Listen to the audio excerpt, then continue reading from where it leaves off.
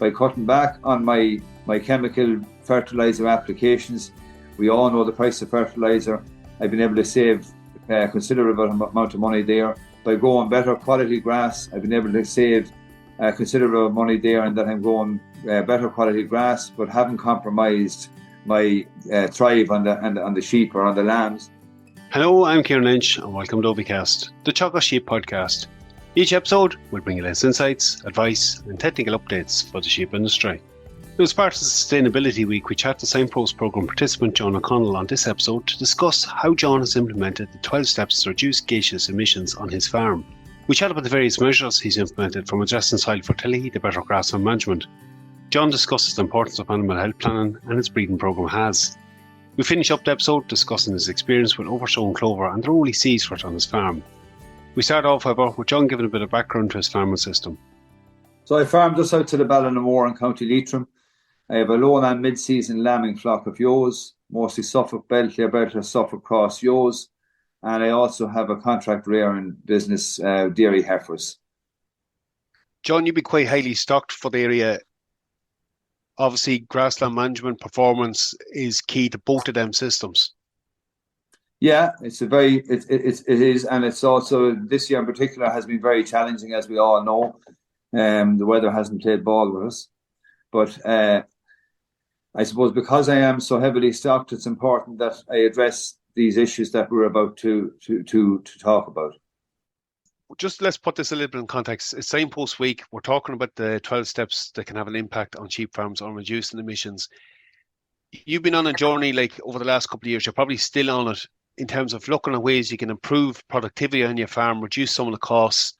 You've been adopting technology and changing how you've managed on your farm for a number of years. This is just an extra layer onto it, or it makes you look at things in a different way. Would that be fair to say? Yeah, that's true, Kieran.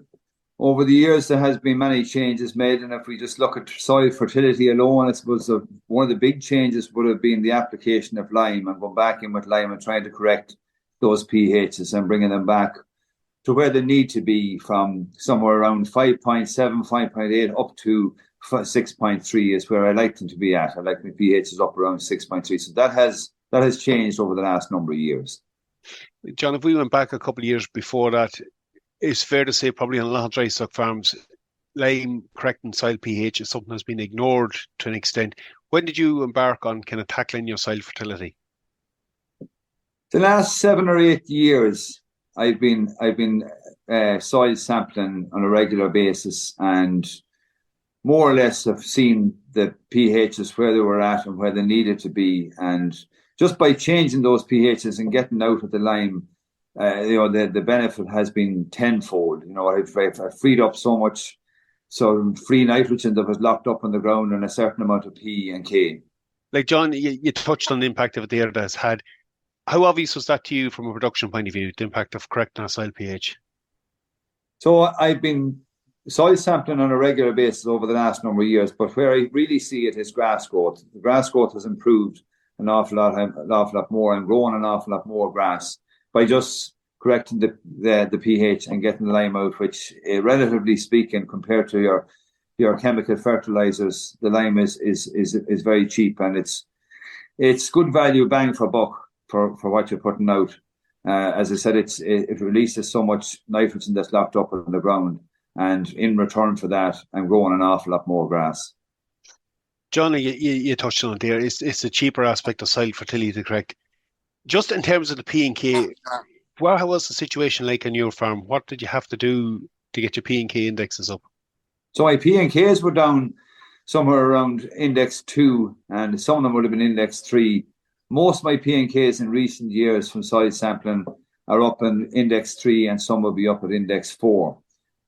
Would have used a certain amount of compound fertilizer, 18-6-12 in particular, and some 10-10-20.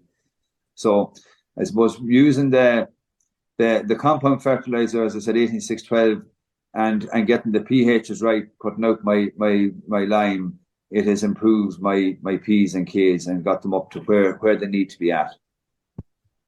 Look, it's not something that happens overnight, John. Like, from your initial soil sampling, how often have you gone back in, checking it? How long has this taken to improve some of them indexes? And maybe in that, like, what's been the benefit of knowing you've a few days at Index 4? Has that had an impact on your fertilizer plan? Yeah, in that I'm getting better value out of what I'm using. It has definitely improved in that I'm growing, as I said earlier, I'm growing more grass and growing better quality grass.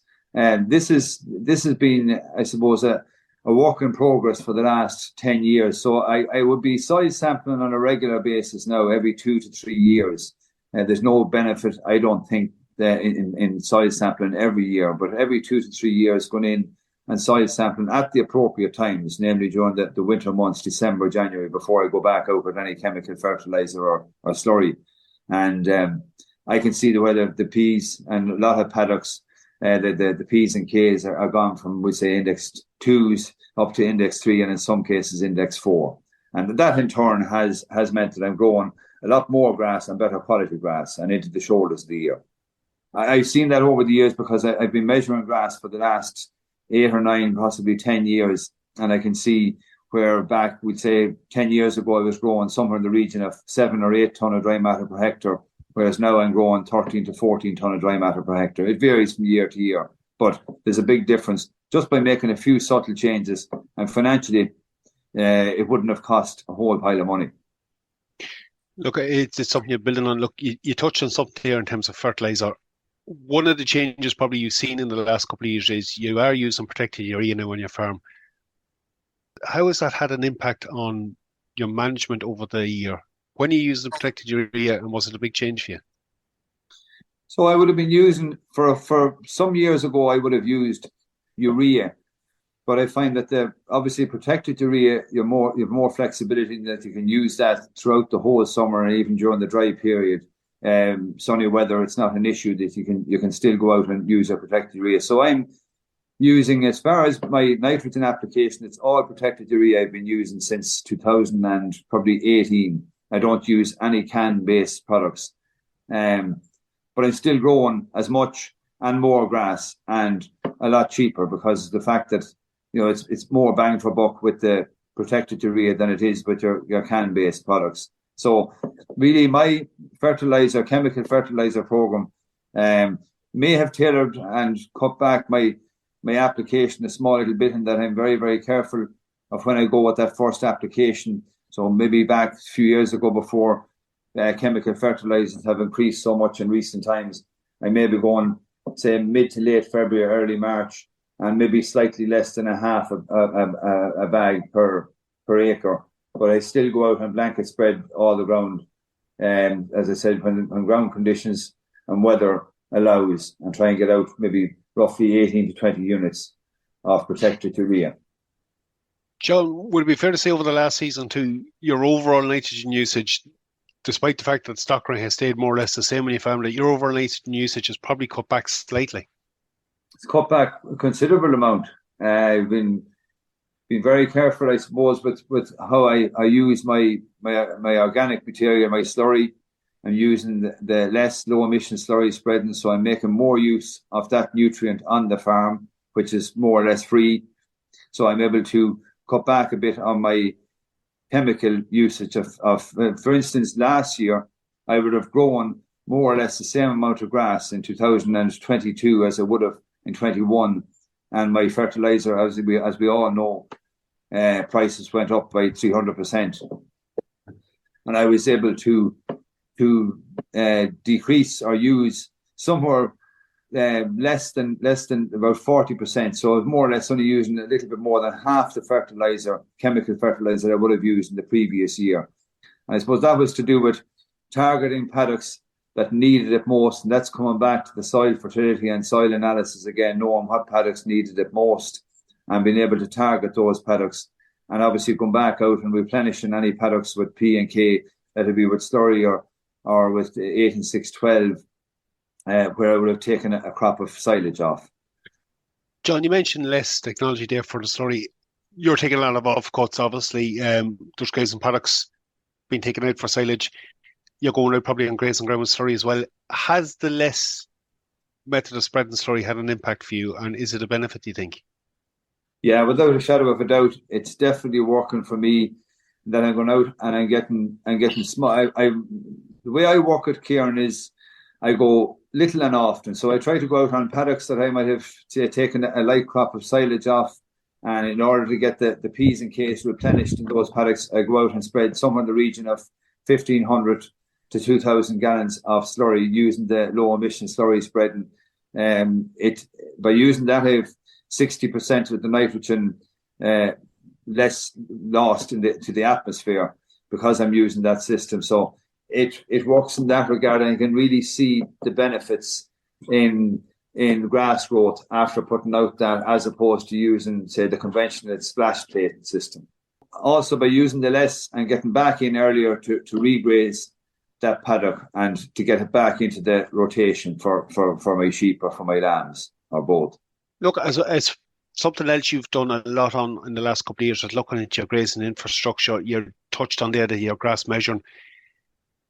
Take me through your story on that, John. Like, what happened there first? Like, talk to me about your paddocks, your rotational grazing system. What impact has that had on your management on the farm? Well, going back roughly 8 to 10 years ago, maybe a little bit longer, it was kind of set stock grazing. And just by putting in an infrastructure in place and having those paddocks in place, basically I'm deciding where the sheep go rather than the sheep deciding where they go.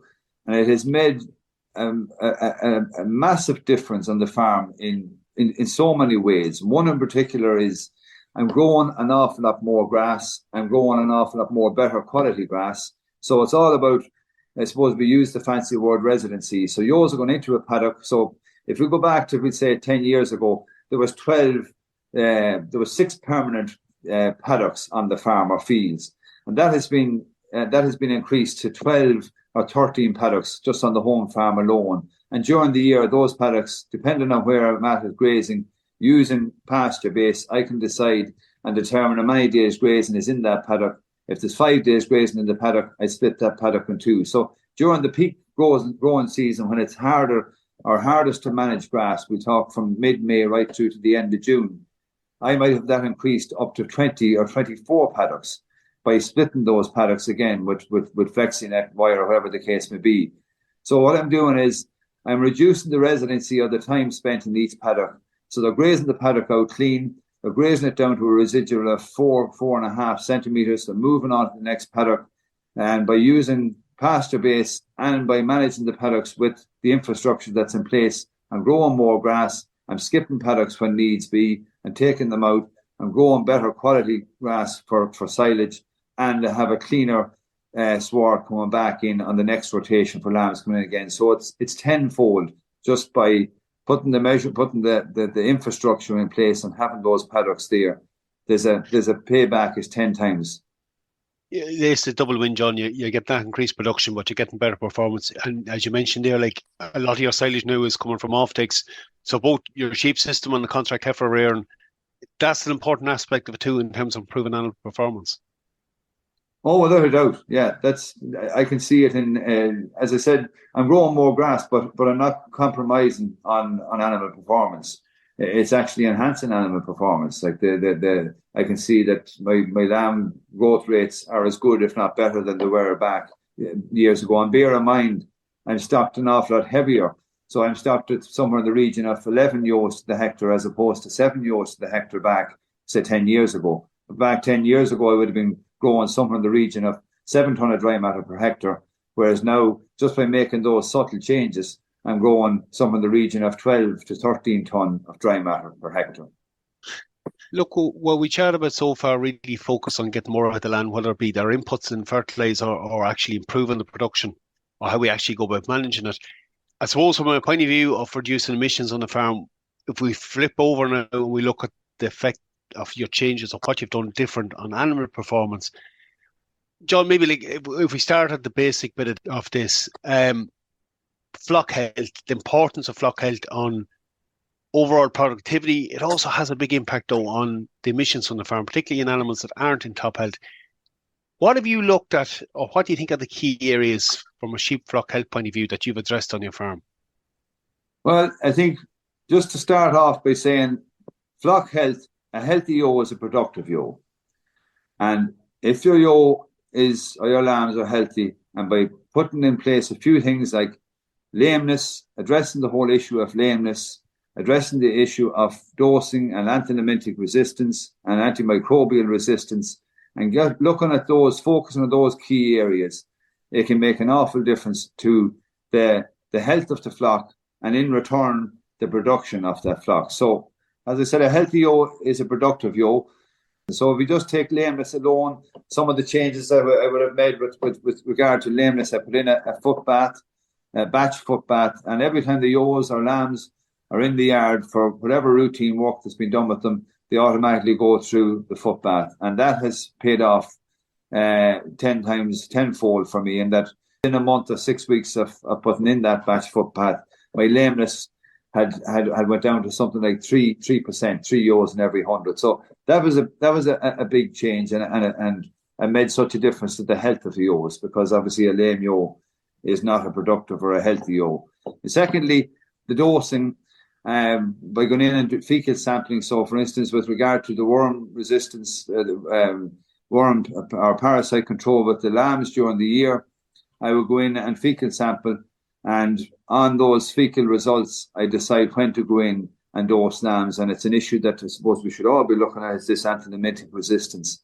and the fact that if we keep going in and dosing routinely, we may not be. And tied into that is the whole drench tests and knowing what works and what doesn't work, because there's absolutely no point in wasting money and time dosing lambs with a product that's not working. And so it's important, I suppose, and something I found over the years by going in and doing the drench test and finding out what worked, and then in conjunction with that, going in and doing my fecal egg counts and finding out where I was at each time, and then only going in and dosing lambs when it was appropriate, when I needed to hit them with an appropriate anthelmintic.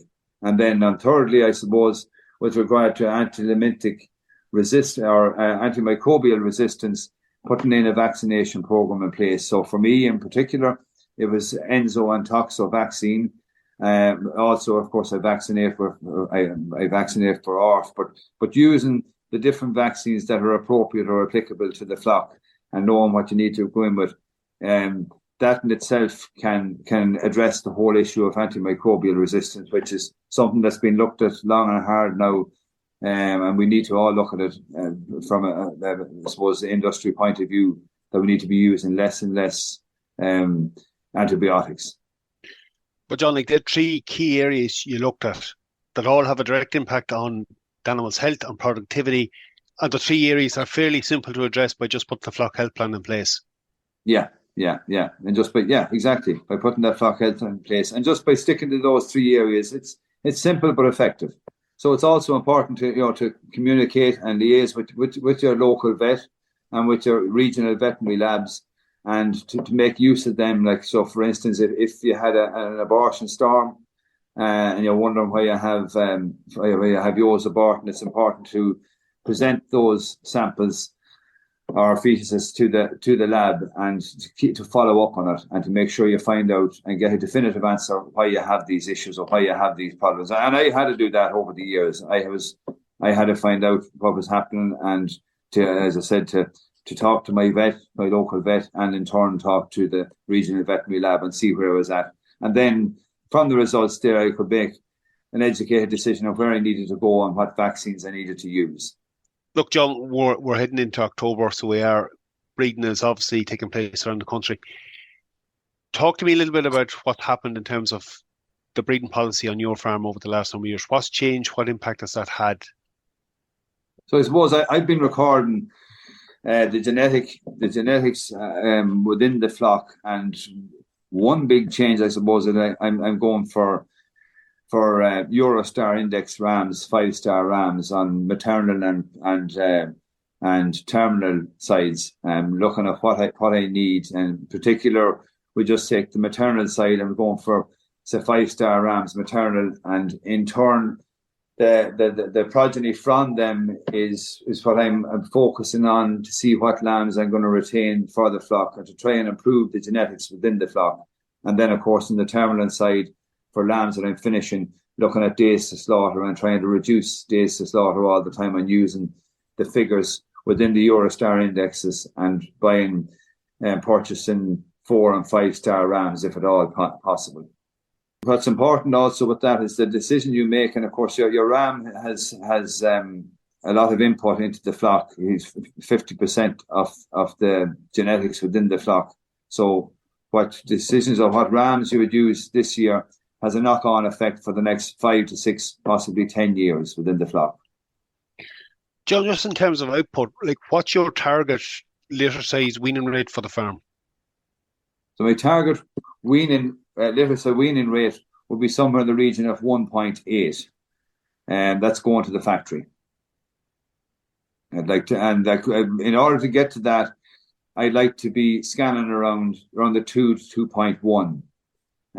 And some of the points that we have talked about earlier, if we get the flock health right and we get the vaccine program regime in place, it has a knock-on effect on lamb survivability and your mortality rate in keeping those figures down. And it all ties in with the flock health, the quality of the silage you're making, your dosing regime, your lameness, all of that ties into having ewes in better condition coming into mating time. That in turn increases usually your scanning rate, and that all comes from having your grassland management in place. So a lot of the factors, a lot of the points that we've covered earlier sort of ties into this, and this the bottom line, it increases your productivity. John, just in terms of productivity, I know you've mated ewe lambs on the farm over a long number of years. It's one of the steps we can take to actually reduce overall emissions. What's your experience of that been? What impact has that had on your overall production, and are there challenges involved in that? Well, I sort of answer your last question first. The challenge there would be to make sure that your ewe lambs are at an optimum weight. So really, for retaining ewe lambs and breeding them that year, it's important that they're at 60 to 65% of the mature body weight. That's a very important factor I have found over the years in order for those lambs to breed that particular year. And that in itself that's a challenge in itself. But the important part of it I found is with regard to productivity and sustainability, in that any of the stock on the farm are basically productive stock. So the lambs are not lying over for a full 12 to 18 months before you're producing lambs. So that cohort of sheep on the farm are productive sheep. And obviously all other surplus lambs are sold off as either stores or finished lambs. So it's from a sustainability point of view, everything on the farm that I'm keeping in, say, the month of October is breeding stock. It might not lend to every system, but for those who can do it, it's well worthwhile. John, like from a grassland point of view, you've done a lot of work over the years addressing soil fertility, changing your fertilizer plan, grass measuring, paddocks, all has had a big impact. I suppose the last step that you've really embarked on over the last couple of seasons has been clover. It's not that your first foray into it, but what have you done different from a clover point of view? How has it worked out, and do you think it's having an impact on performance? Well, the clover in the sward, trying to get clover introduced or to get it into the sward it has its challenges. But what I have found in my experience is to get it in early in the year. So ideally, I would like to put in, for instance, and last year there, I would have put in clover, mint hill or surface seeded into the sward after I took off silage off the ground. It's important to get in right after the silage comes off it, because of the fact that you have a very closed sward from sheep, to get that seed to make that connection with the soil. It's important to get in right after the silage comes off. So last year, I know I made silage on the 15th or 16th of May, and we sowed the seed right away after that. Now, what's important there also is to make sure that particular field that you're putting it into, our paddock, the pH has to be up there somewhere in the region of 6.3 to 6.5. Clover seed likes that pH sitting up around there. So that's very important to get that right. And then when you get the seed in and get it established, the next challenge there is to manage that and to keep it in the sward. So it's important, I suppose, for year one that you keep your chemical nitrogen application to a minimum and use very little, and graze that sward right up until mid to late December, because clover, in order for it to stay in the sward, it's important that it gets lots of light. So it's important it's grazed in right up until December. Back some years ago, in hindsight, I wasn't managing it properly, and maybe that's why it wasn't. I didn't keep it in the sward. It's very important that it's grazed regular, so that clover seed that was sown last year was grazed off throughout the whole summer to make sure the light got into it, and not be carrying over heavy swards of grass over the winter. That it's grazed right up until late in the year, and I think they're the two key areas that you have to focus on, or had to focus on, in order to keep the clover within the sward. And of course, by keeping clover in the sward, it has cut down on my chemical nitrogen application. John, you've made a lot of changes on the farm over the last number of years. I suppose as a sector, we have some challenges to meet, and we need to adopt different technologies. I suppose overall, from your point of view, you've embarked on this journey for a number of years, even before you became a Signpost participant. How has that affected your farm overall? Like, just to round it or summarise it for me, how has that had an impact on your farm? Well, a lot of what I have been doing over the last number of years, and even before I went into the Signpost program, I suppose I've been doing some of them, but maybe not as efficiently as I am doing them now.